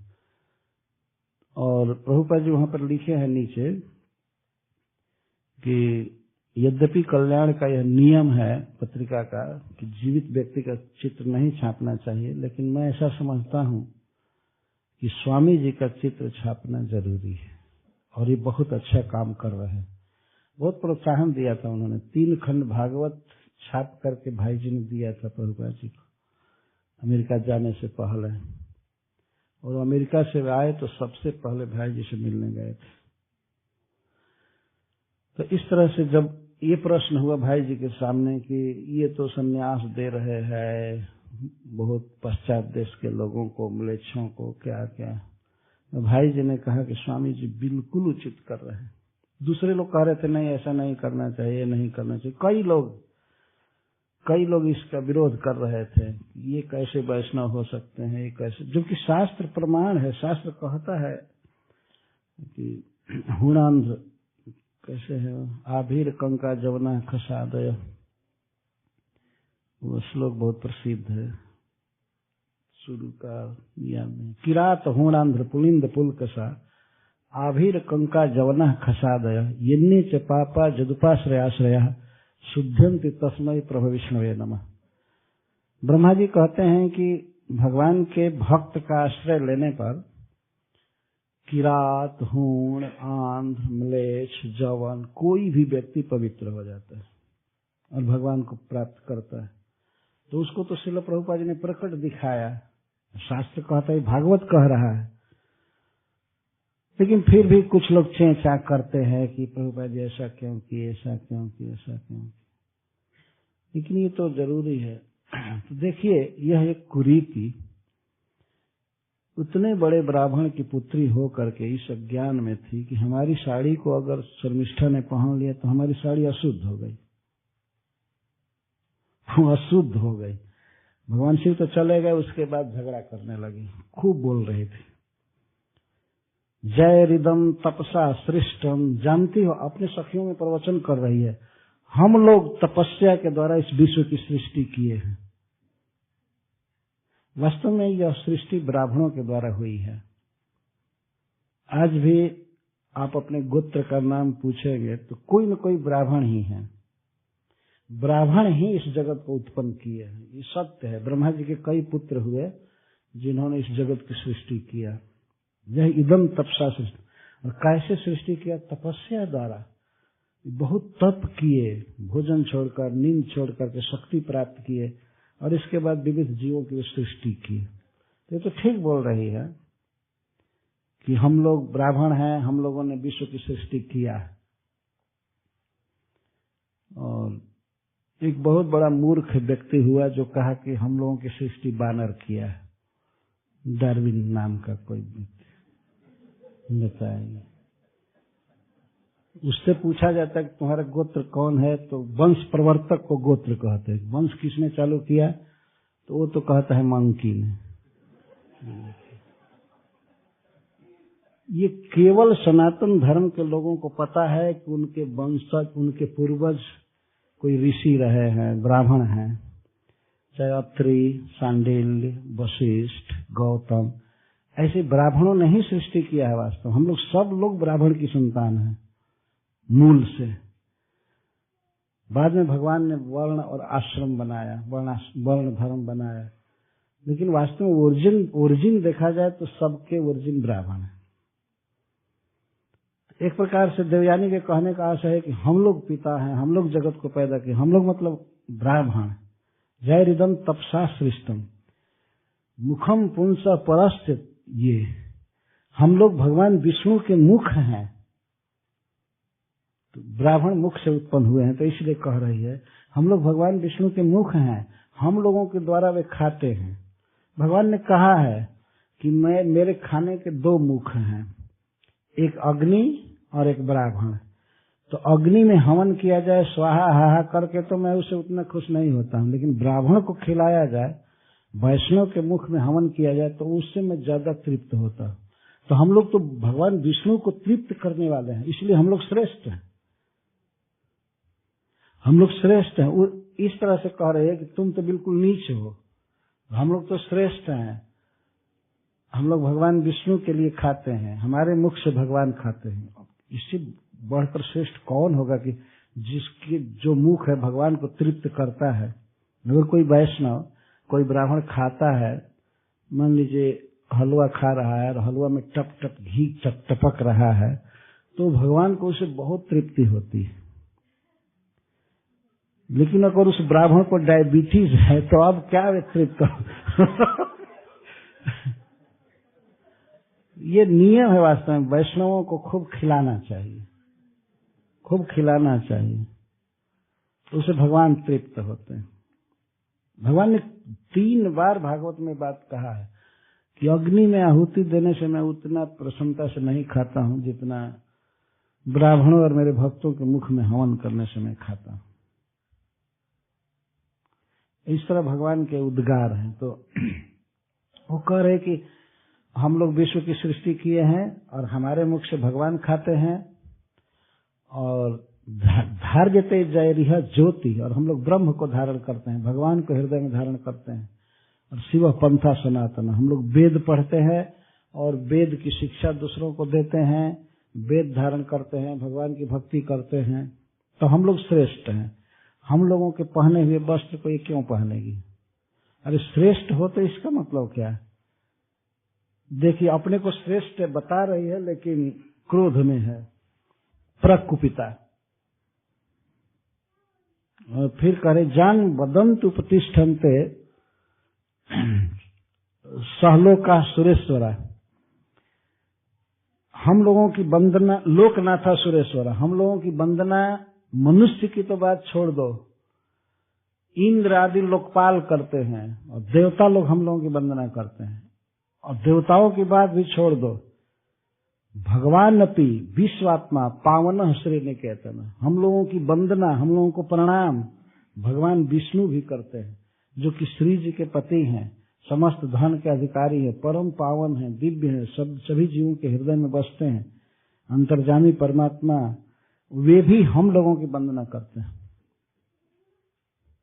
तो अपनी बड़ाई करने लगी तो खूब कर रही है, लेकिन देवहूति की ये विशेषता है, क्रोध में भी वो भगवान का गुण गा रही है। यही बड़े लोगों की पहचान। क्रोध हुआ है लेकिन उपमा दी गई कि चंदन को यदि जलाया जाए तो जलाने पर भी वो सुगंध देता है।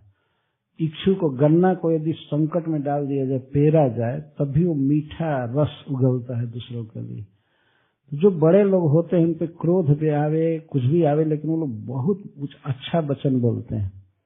देवयानी जो कुछ भी बोल रही है उससे भगवान की ही महिमा व्यक्त हो रही है। भगवान पावन, श्री निकेतन, विश्वात्मा, ये सब गुण है भगवान के। भगवान विष्णु सबके आत्मा है, अंतर्जामी है, परम पावन है, उनका नाम लेने से भी सब लोग पवित्र हो जाते हैं। हरे कृष्णा कृष्ण कृष्ण हरे हरे, हरे राम राम। संकट में है बेचारी, मतलब क्रोध में है, लेकिन भगवान का गुण उसके मुख से निकल रहा है, यही उसकी विशेषता थी। और आगे कहते हैं कि भगवान विष्णु भी हम लोगों की वंदना करते हैं। भगवान विष्णु कैसे हैं? तो पावन, श्रीनिकेतन, विश्वात्मा, इसे भगवान के दिव्य गुण निकल रहे हैं उसके मुख से। और तत्रापि वयम भृगव, उसमें भी हम लोग भृगुवंशी हैं, हम लोग साधारण ब्राह्मण नहीं हैं, हम लोग भृगुवंशी हैं। और शिष्यस्य न पितासुर, और इसका पिता शिष्य है हमारे पिता का। एक तो हम लोग भृगुवंशी ब्राह्मण है, उस पर भी इसके गुरु हैं। इसका बाप हमारे पिता का गुरु है, शिष्य है। वो असुर कह रही है असुर। इतनी बात नहीं बोलनी चाहिए थी, ये भी बेटी है। और राजा के विषय में बोल रहे हैं कि इसका पिता हमारे पिताजी का चेला है, शिष्य है, असुर है। और अस्मद्धार्गम धृतवती शूद्रो वेद निवासती, यह असती, यह दुष्टा उस तरह से मेरे साड़ी को पहन ली जैसे कोई शूद्र वेद पढ़ने लगे। ऐसे शूद्र से तात्पर्य मतलब जिसमें बिल्कुल बैड क्वालिटी है, न नहाता है, न दांत धोता है, कुछ नहीं, और वेद पढ़ने लगे। शुद्ध हो करके वेद पढ़ना चाहिए। तो एक उदाहरण दे रहे थे कि शूद्रो वेदम इव असति, यह असति, यह दुष्टा वैसे हमारे साड़ी को पहन ली जैसे शूद्र वेद पढ़ ले। सारी सखियां सुन रही थी, वो तो राजा की बेटी थी तो सुनेंगी, नहीं अभी तो सुन रही थी। ये गुरु की पुत्री बोल रही तो सुन रहे थे। इतना देर तक श्रवण किया शर्मिष्ठा ने, सुना तो बेचारी सुनती रही, लेकिन जब हद कर दिया कि कुतिया घी पी गई जग में, यह शूद्र की तरह वेद पढ़ ली, ये नीच है, असुर है, इसका पिता हम लोगों का शिष्य है, फिर भी हमारी साड़ी को पहन लिया। और बेचारी जानबूझकर नहीं पहनी थी, स्वयं मत। सुखदेव गोस्वामी कहते हैं कि अपनी साड़ी पहन समझ करके बेचारी पहन ली थी। तो उसके बाद होता क्या, धो करके सुखा करके दे देती। अच्छा जो भी उसका साड़ी पहन करो घर चली जाती, इसका पहन करो चली जाती, बाद में बदल लेती अपना अपना, क्या हो जाता।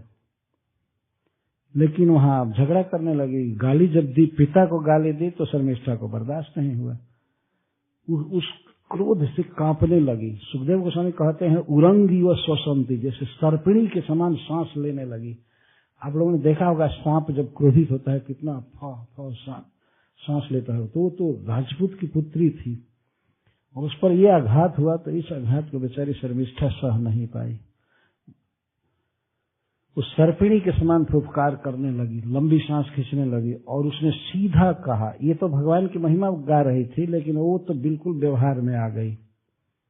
वो उतने उन्नत पिता की पुत्री नहीं थी, तो वो व्यवहार को ही महत्व देने लगी। कहती आत्मवृत्तम अभिज्ञा कथ से बहु भिक्षु की, अरे भिखमंगिन, पहला इसने कहा अरे भिखमंगिन। इसका मतलब ये है कि भिक्षु की, कि तुम्हारा बाप हमारे यहाँ पूजा पाठ करा करके जीता है, भीख मांग कर ले जाता है।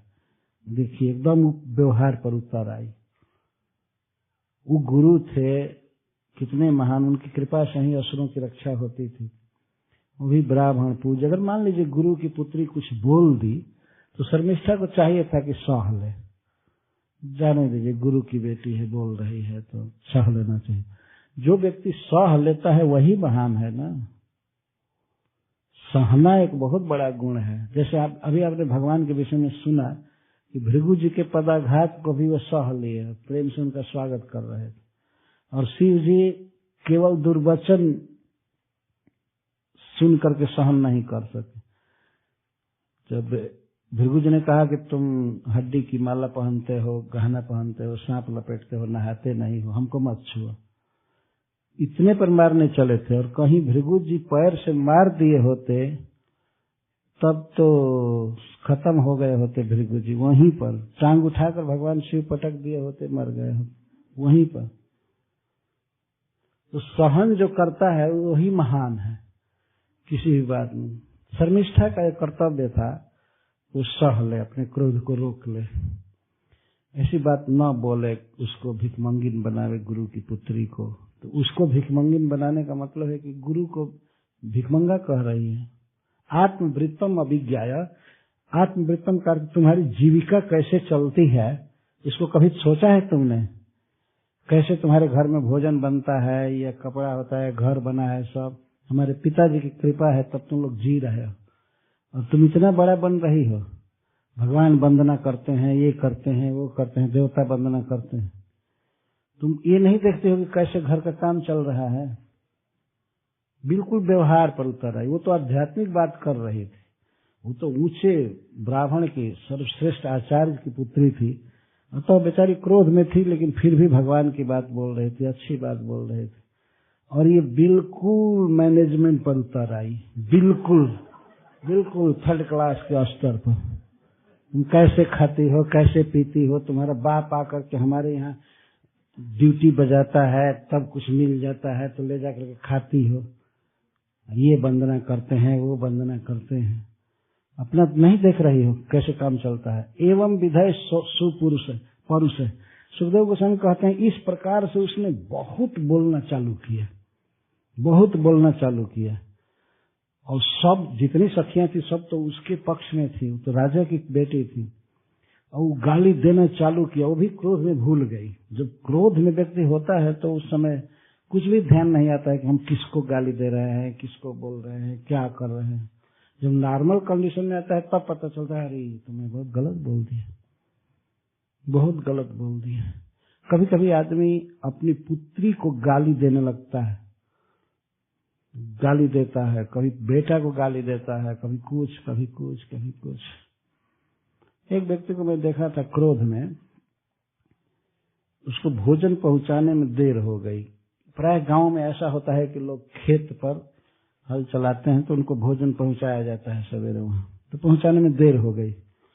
इतने पर वे हल चलाना छोड़ करके घर आए और जितना बासन था सब लाठी से मारकर तोड़ दिए। तो भोजन अभी बना नहीं था, थोड़ा छोटा सा भोजन ब्रेकफास्ट देना था अभी। तो अब दोपहर का लंच बनाने के लिए अब बर्तन नहीं था, तो फिर कुछ देर के बाद 2 घंटे के बाद वही पैसा लेकर के बाजार गए बर्तन लाने के। तो नॉर्मल कंडीशन में जब हुए तो तो ये ध्यान नहीं रहा कि मैं अपने ही बासन को, अपने ही बर्तन को फोड़ रहा हूँ। ये हमने देखा एक व्यक्ति खेत पर थे, तो हम गांव के हैं और किसान के ही लड़के हैं, इसलिए हमको ये सब बात बहुत मालूम है। तो खेत में गन्ना लगाया गया था, गर्मी का दिन था, और एक जगह पर बिजली मोटर चलती थी, पंपिंग सेट, वहां से पानी जाता था। तो अकस्मात बिजली कट गई थी, पावर चला गया था, पानी उधर नहीं जा रहा था। तो जो खेत में थे वो समझे कि कहीं फूट गया है, वो करहा कहते हैं जहाँ पानी जाता है जिस मार्ग से, वो कहीं फूट गया है, पानी बह रहा है। तो अपने लड़के को कहते दौड़ो दौड़ो, कहीं पर फूट गया है, नाला फूट गया है, पानी नहीं आ रहा है, दौड़ो दौड़ो दौड़ो। तो बेचारा दौड़ा तो देखा कि तो पावर कट गया था, वहां नाला कहीं टूटा नहीं था, पावर कट गया तो बिजली नहीं थी, इसलिए नहीं चल रहा। वो इतना क्रोध में थे, इतना क्रोध में थे। वो बच्चा कहता है अरे वो लाइन नहीं है, बिजली नहीं है। तो क्रोध में कहते नहीं है तब भी चालू करो, नहीं होने से क्या होगा, तब भी चालू करो। दूसरे लोग हंसने लगे कि जब लाइन नहीं है तो क्या। इतने क्रोध में थे, हमको गन्ना का खेत पटाना है किसी तरह से, तुम चालू करो, नहीं पावर है फिर भी चालू करो। इस तरह से क्रोध में आदमी बोलता है। तो वो लड़का में कह दिया तुम ही चालू करो ना, तुम चालू करो। तब जब चैम्बर में आए तब वो धीरे धीरे शांति मिली। क्रोध में 2 लड़कियां आपस में बोल रही हैं, उसको भी, वो भी प्रकोपिता है, और इसको तो शर्मिष्ठा को सुखदेव गोस्वामी कहते हैं तो सांप के समान क्रोध में आ गई। इस संसार में बहुत जीव क्रोधी होते हैं, लेकिन सबसे ज्यादा क्रोधी सांप होता है। तो सर्पिणी से उपमा दिए, कांप रहे थे, बोल रहे थे, और वो तो आध्यात्मिक बात कर रही थी, सतगुणी बात, लेकिन ये बिल्कुल व्यवहार पर उतर आई। मतलब धन पर तुम क्या बोलोगी, हमारे पिता इतने धनी हैं, दुनिया के राजा हैं, तुम्हारा बाप भिखमंगा है, भले दुनिया पूजा करे, तुम लोगों के पास है क्या? आज के खाने का ठिकाना नहीं है, तुम्हारा बाप आता है हमारे दरबार में, हाजिरी बजाता है तो कुछ मिल जाता है, खाता है, और तुम इतना बढ़ कर बोल रही हो। और इसके बाद बोलती गई। अगर क्रोध आ जाए तो मनुष्य को चाहिए कि वो बोले ना, अगर नहीं बोलेगा तो उसका क्रोध मर जाएगा कुछ दिन में। कभी कभी लोग हमसे पूछते हैं कि महाराज जी हमें गुस्सा बहुत आ जाता है। तो गुस्सा आ जाता है तो उसका एक ही उपाय शास्त्र में बताया गया है, आप जोर लगा करके बोलिए मत, बस चुपचाप मौन रहिए। क्रोध का बल है परुष वचन, कठोर वचन। आदमी जब बोलता है, बोलता जाता है, बोलता जाता है, बोलता जाता है तो क्रोध और भभकता है। लेकिन चुप हो जाए, बोले ही ना, तो कुछ दिन में क्रोध मर जाएगा। लेकिन ये शर्मिष्ठा जब बोल रही थी तो इसको कोई रोकने वाला नहीं था, बोलती जा रही थी, बोलती जा रही थी। सुखदेव गोस्वामी कहते एवं विधई सुपरुष है, इस प्रकार के बहुत कठोर वचन बोली। एवं विधई से कर हम क्या क्या कहें, वो क्या क्या बोल रही थी, बहुत बोली। सुखदेव जी कहते हैं बहुत बोली, कोई सखी रोकी नहीं। अंत में शर्मिष्ठा इस स्तर पर आ गई, ठीक है मैं तो तुम्हारी साड़ी को पहन ली हूं, तुम मेरी साड़ी खोलो। दो साड़ी, वो बेचारी देवयानी रोने लगी। लेकिन देखिए इतना कठोर हृदय शर्मिष्ठा का, उसने जबरदस्ती साड़ी खोल दिया और दो चार सखियों को कही आओ इधर, और उसको कुआं में पटक दिया। इतना क्रोध आ गया। लेकिन यह भी कोई शोक की बात नहीं है, यह ईश्वर का विधान था, आगे पता चलेगा। तो ये कुआं में पटक दी, और उतनी लड़कियां थीं लेकिन एकदम एक मत हो करके कह दी कोई इस भेद को नहीं खोलेगा, अरे मर जाए इसी में।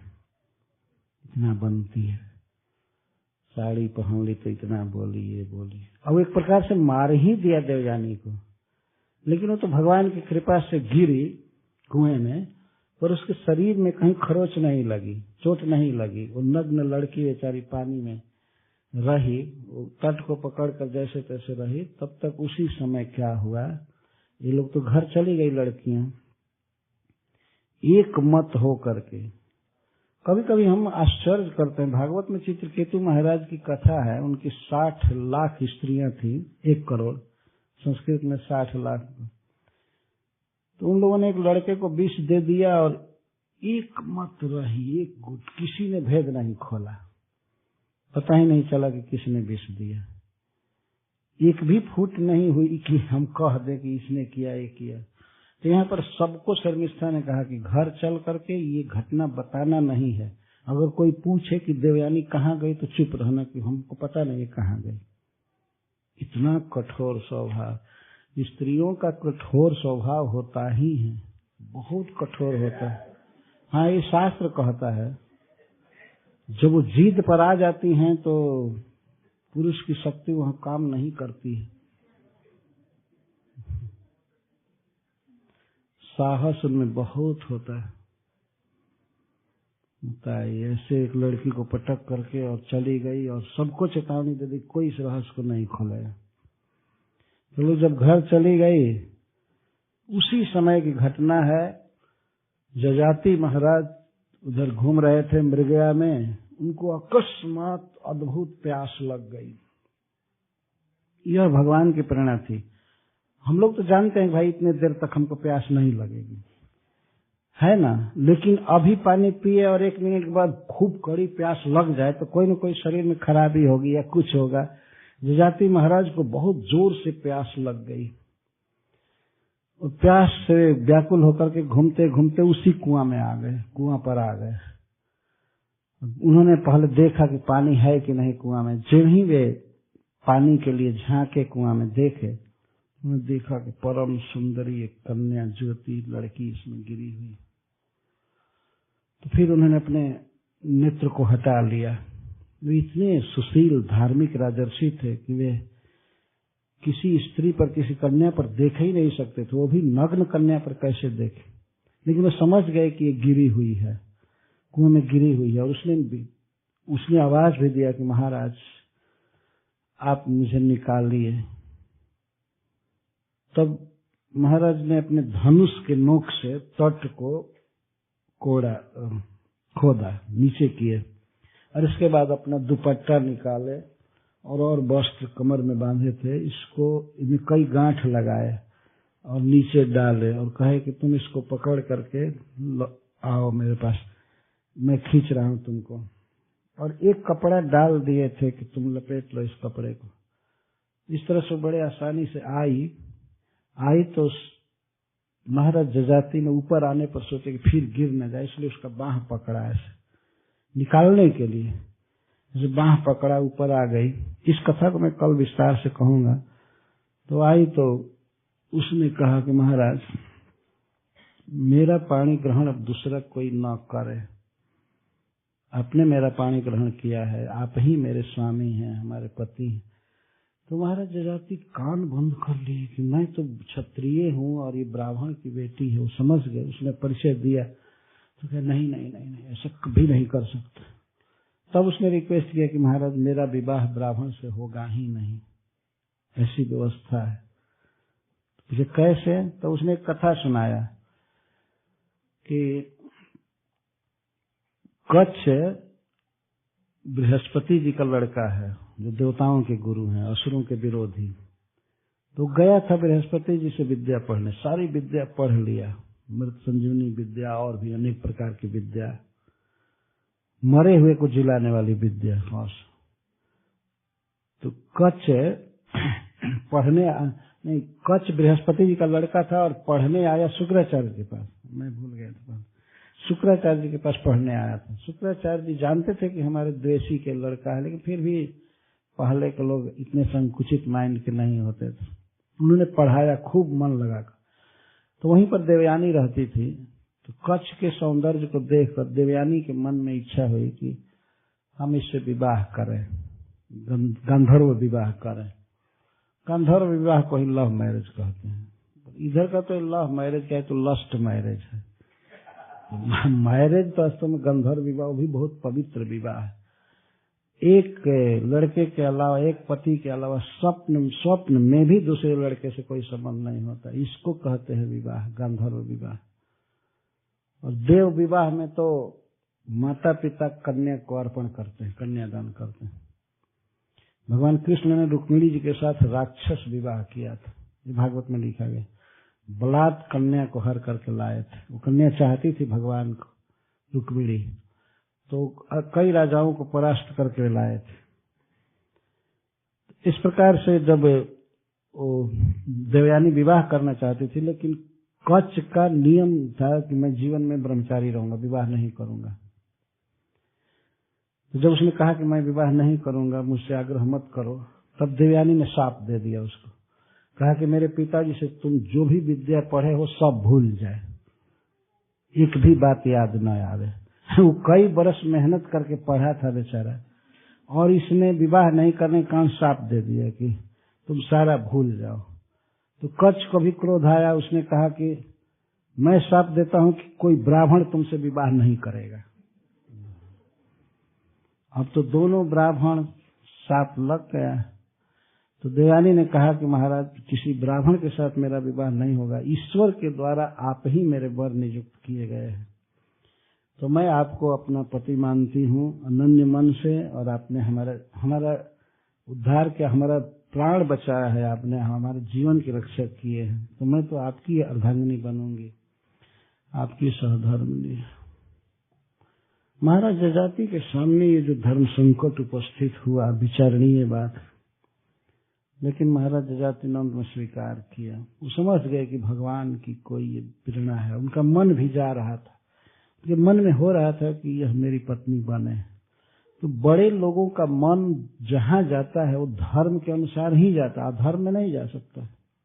उनका मन ही प्रमाण होता है। अगर मन में हो रहा है बड़े लोगों के कि ये काम ठीक है, तो ठीक ही होता है।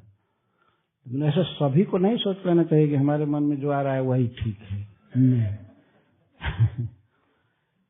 इस प्रकार से देवयानी और महाराज जजाति के बीच जो बात चल रही है, तो कल हम इसको थोड़ा और विस्तार से कहेंगे। हरे कृष्ण। जय श्रील प्रभुपाद।